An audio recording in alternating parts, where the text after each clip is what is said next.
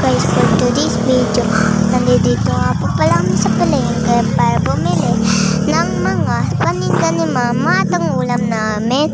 So ayan, naglalakad na kami ni mama. Pumunta nga kami dito sa bilian ng mga siomay.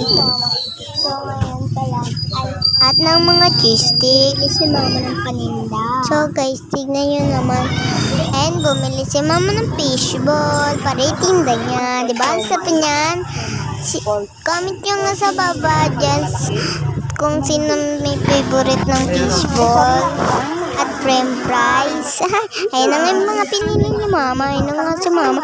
So naglalakad kami. Pupunta kami doon sa isdaan para bumili ng mga ulam. Ayun nga yung mga isda. Bumili nga si mama ng isda. Ayun nga, kinuha niya yung isda. Tapos kinuha niya yung lagyanan. Tapos ilalagay niya doon yung isda.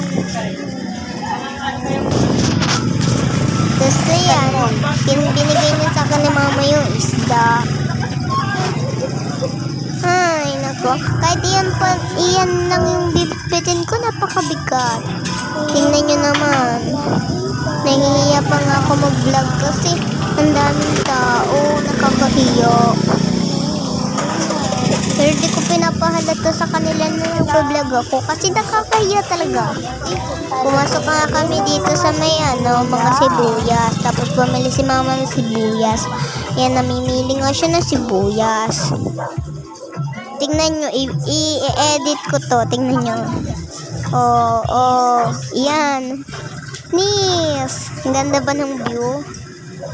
Ang ganda, diba? Ma, bili mo ako nga ako. Ayan guys, tingnan nyo naman. Nagpabili nga ako kay mama ng plus. Nagpabili ako kay mama ng plus. Tingnan nyo, nakaliptin pa ang ante nyo guys. Tingnan nyo naman mga ante. Ayan. Ayan, tingnan nyo si mama.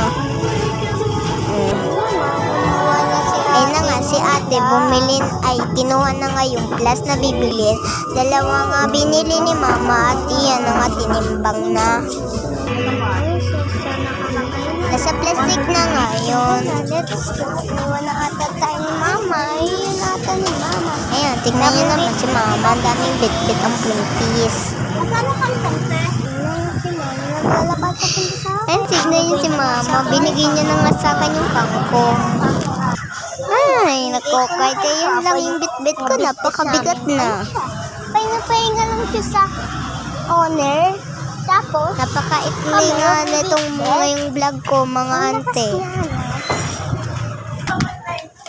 Si mama, tingnan niyo si mama, oh. Balik na naman kami, parang balik bayan.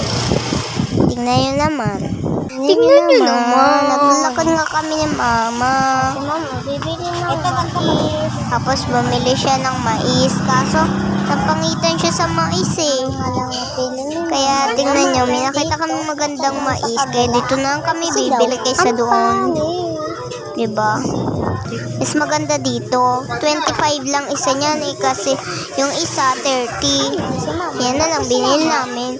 Kinuha na nga ni mama kay ate. Nagpasalamat dahil 25 na lang ang mais dahil namahalan siya. 30 yung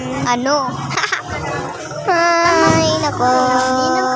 Ayun nga, bumili nga si mama ng cups para sa mais. Magtitingda kasi siya ng sweet corn. Bye! Tingnan nyo, pababebe naman sa inyo.